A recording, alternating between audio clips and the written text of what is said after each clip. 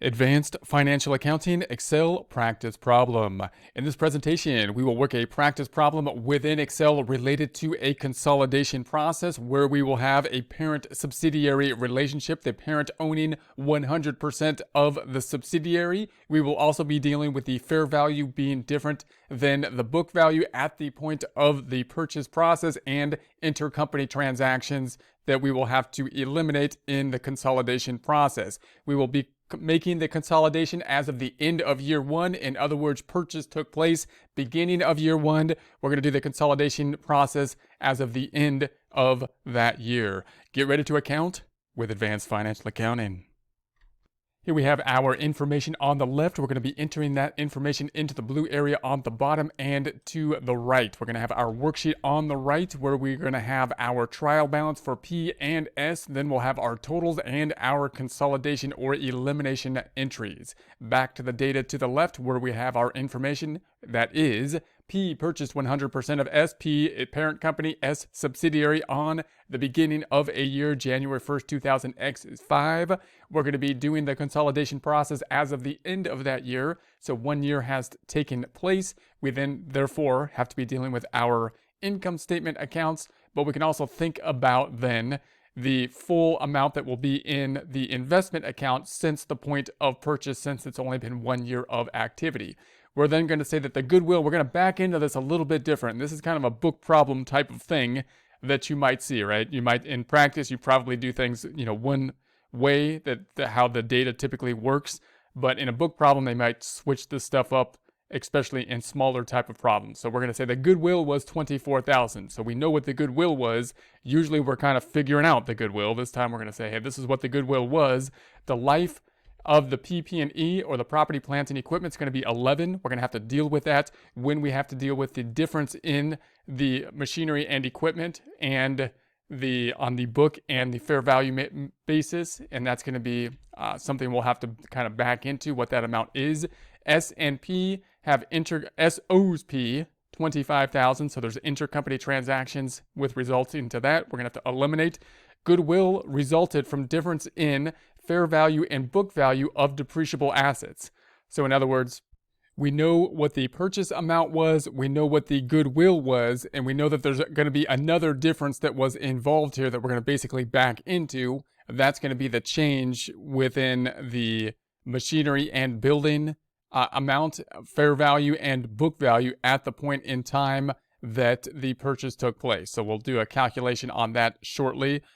And then the consolidation is as of the end of 2000X5. So these numbers over here, the trial balances that we have for P and S, and the consolidation we will be doing in the consolidation worksheet is as of the end of the year, and the purchase took place as of the beginning or of in the year or in the beginning of that year.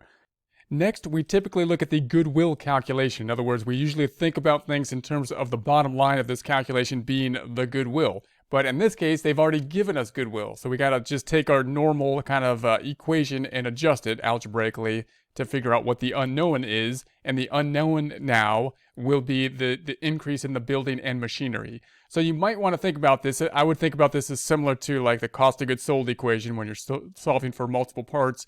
Keep it at the normal calculation that you would typically do, which would be like the book value for S and then the increase in the fair value of the depreciable assets, this being the unknown. In this case, right, that's typically the unknown. So I'm going to say that's what I don't know. And then that's going to give us the fair value, and then we compare that to the purchase price to give us goodwill. So this is kind of how you would reformat that and then search for that unknown. I'm going to just basically adjust the algebra up here and say, all right, well, let's do it this way. We're going to say the book value. What is the book value? Well, that represents, it's going to be represented over here. Now, remember, this is S's trial balance as of the end of 1 year later. But there has been no change in the common stock that has been issued since a year ago. And the retained earnings is the same as it was at the ending retained earnings after last year's temporary accounts, income and dividends rolled into it. And we have not yet rolled in the dividends and income for this year. Therefore, retained earnings here is the same as the ending of last year. So in real life, we would probably get the equity section from last year's financials here.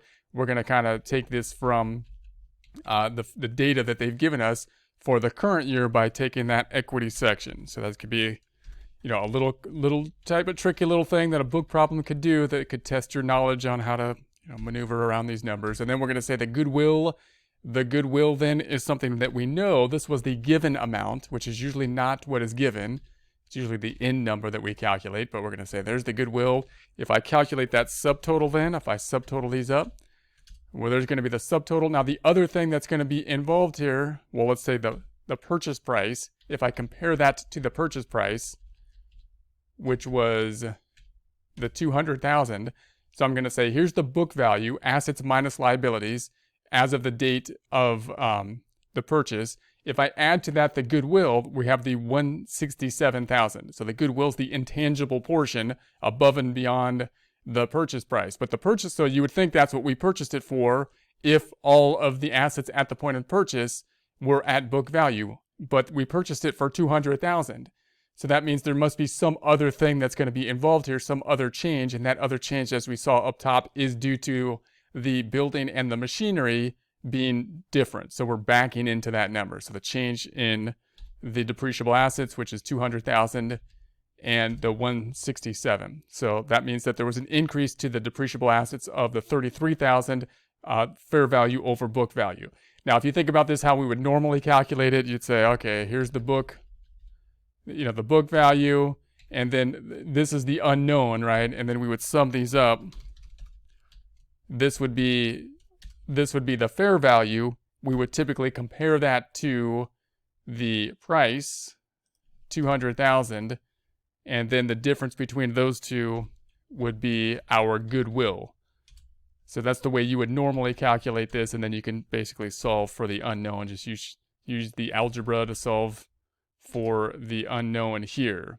So I'll put an underline here, try to make this look a little nicer. We'll say that's there. We'll put the double underline over here. We'll say double underline there, and we need an underline here. So we'll put an underline there. Then, of course, this 24,000 matches the goodwill up top. All right. So now we're going to go back up, and now we'll consider our data. So we have P's trial balance, S's trial balance. Then we're going to sum them together. So these are as of the end, or a year later is the end of the year. So I'm going to say equals the sum, as we've seen in prior presentations, adding those across. I'm going to say Control C. I'm using the keyboard more, and then Shift scrolling down. Then I'm going to say Control V and paste that across. So that should be good. We should be in balance here. So that looks good.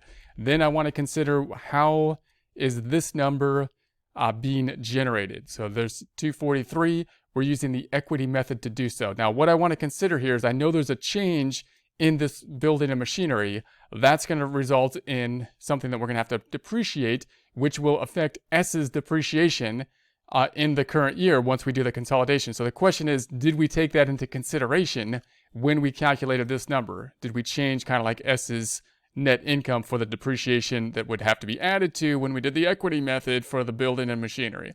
Well, if I scroll down, we could check that. We could say, all right, if I add this up, that adds up to the net income for S, 70,000.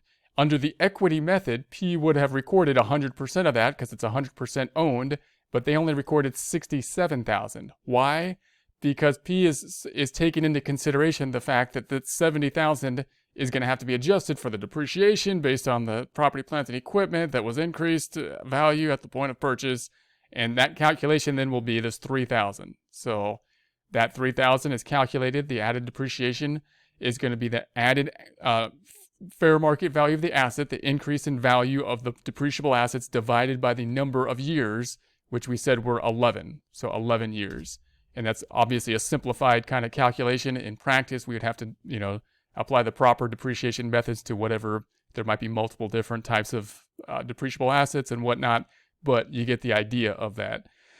All right, so then we have the 3,000. So now these two things are different. So that means that how did we get to this number on the equity method? How did we get to this number? Well, we purchased it for 200,000, so we increased to 200,000, then we credited cash for 200,000. And then we had the investment.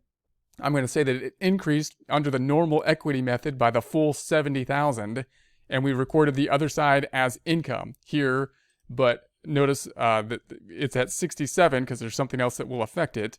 Then we said that there was a dividend. So the dividend went from S to P. So 24,000 to P. That was for the 24. Cash goes into P. Dividend or the income, it goes up here. And then we're going to account for this 3,000 change here, the depreciation. And that's going to be increasing the income or decreasing income from S, which is a debit, right? That brings it down to the 67 now. And then the other side going to the investment account. So this investment account then is being affected.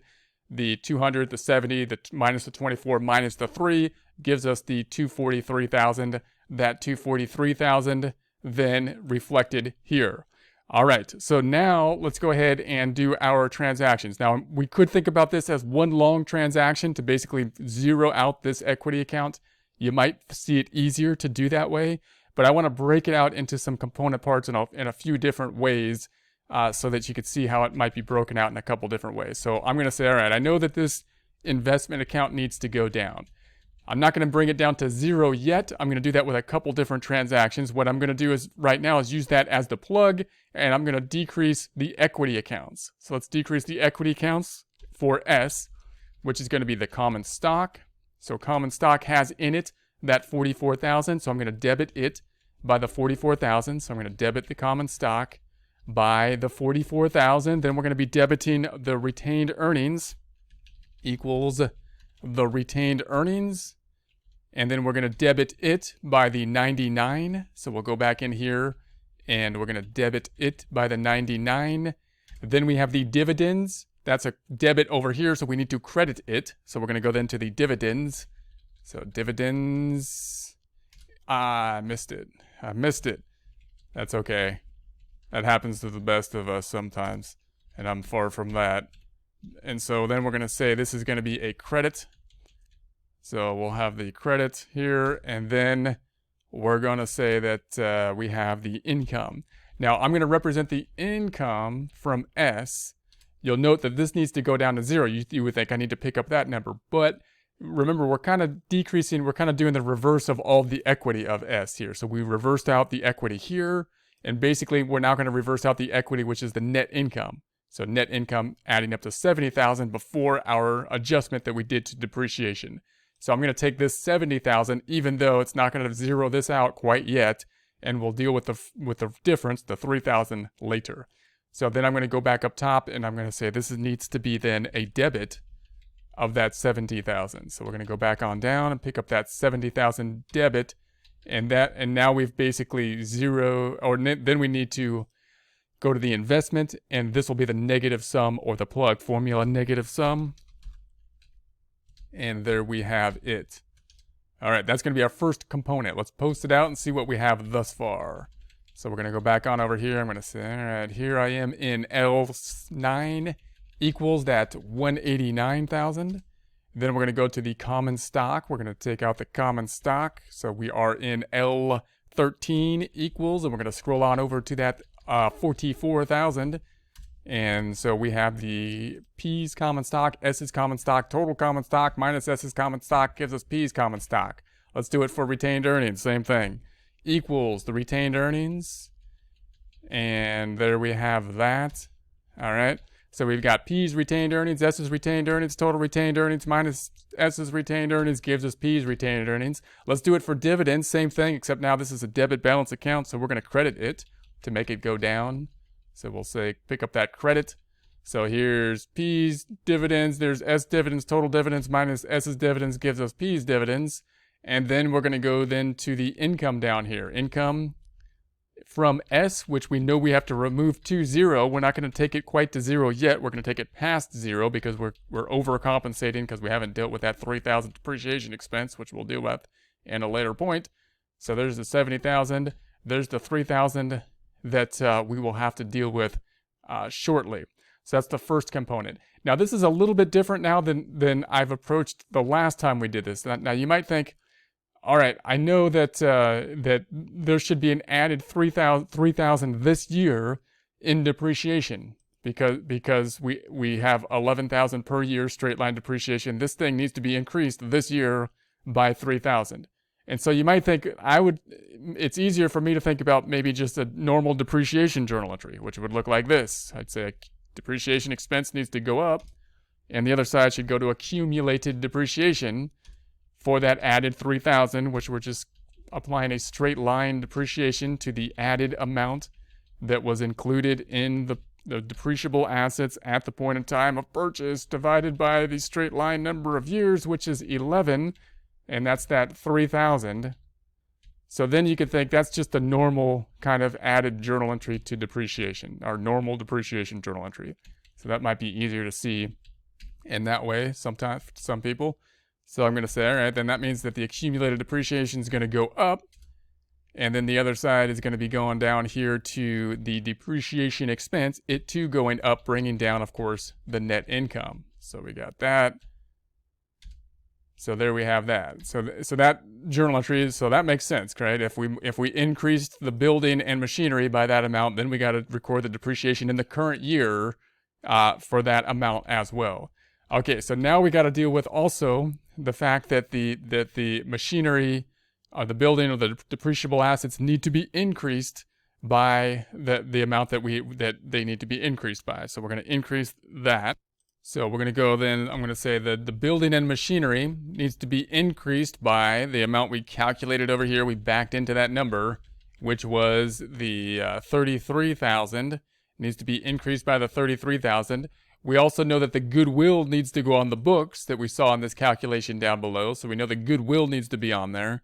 So that's going to be an asset. We calculated that. And we need to say, all right, that's going to be the 24,000. So there's the 24,000. And then in this journal entry, I'm basically hoping for the final hope here is to remove the other accounts that need to be removed. And that includes the income down here, income from S. And that includes the final portion of the investment in S. So I'm going to try to do those in one swoop here. I'm going to say, all right, then I'm going to be picking up and taking out the income from S, which is going to be that 3,000 that is still left there. I know that needs to go down to 0. That 3,000 needs to be removed.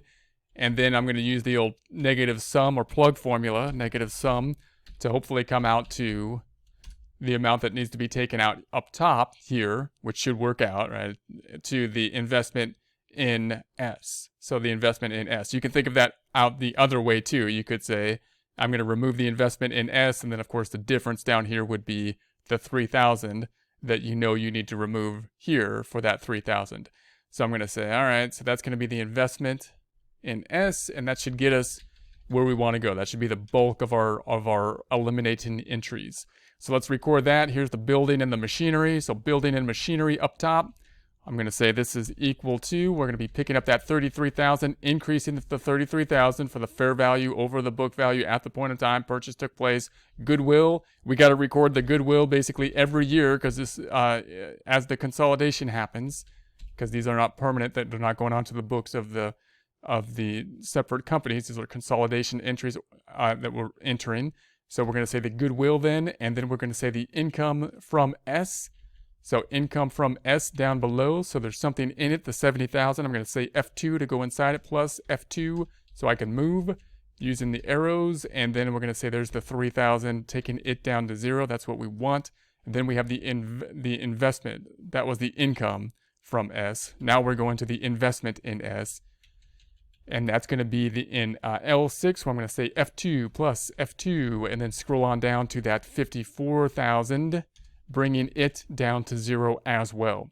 All right, so that's going to be the bulk of our transactions. Now, we also have this intercompany transaction where we said S owes P. So we have a situation where there's something in the receivable, let's say, of P, and a payable of S. So there's some intercompany receivable and payable. Now, again, those would net out in the equity section, but assets are overstated and liabilities are overstated, so we want to remove them. How would we know what's in here? Well, if I looked in the subaccount for P, if I looked at the subaccount for accounts receivable by P, then I would see S as one of the customers, and if I looked at the subaccount for the accounts payable for S, I would see P as one of the vendors. You would think it should be equal and opposite. We should then be able to remove those intercompany transactions. So to do so, we're going to be debiting the accounts payable. Debit the accounts payable. We're going to be crediting the receivable, accounts payable and the receivable. And the amount will be for, what did we say the amount was for? It's going to be for, I think it's up here a bit. Let me scroll up. Let me see it. 20. No, that's not it. That's not it. I went too far. It's actually that 25. So there's the 25. So there's the debit. There's the credit. Let's go ahead and record this out in accounts payable. So accounts payable, scrolling over to the right. And we're going to be in L11 equals that 25,000. Then we're going to go up to the receivable. We'll do the same thing for the receivable up top. Scrolling on up to that receivable in L4 equals, and then we will then pick up that receivable, decreasing the receivable. Okay, then we had the one last transaction, and that it represents us netting together the accumulated depreciation and the building, kind of like there was a purchase that took place, so it's on the books at the net book value at the point in time that the purchase took place, which was a year ago. Therefore, we can do our little tricky method here. We could say, hey, this is the accumulated depreciation now, and this is the depreciation expense. Therefore, the difference between the two must have been what was in accumulated depreciation as of the point in time that the purchase took place.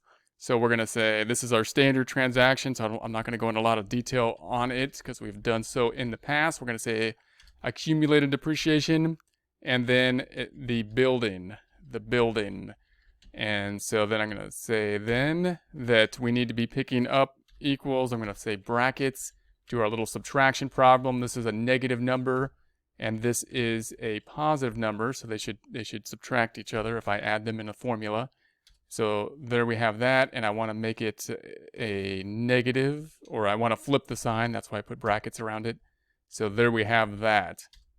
All right, now let's record that one. So I'm going to say go on up to the accumulated depreciation. Something's in it already, so I'm going to say F2 plus F2. Scroll on back down, and we're going to pick up the accumulated depreciation. Then in the building and equipment right above it, I'm going to say something's in it. So F2 plus F2. Scrolling on back down, we will then pick up the building and machinery, and there we have that. So I highly recommend then going back in here and just kind of checking these numbers with this tool up top, and you can also find this tool in the formulas section here.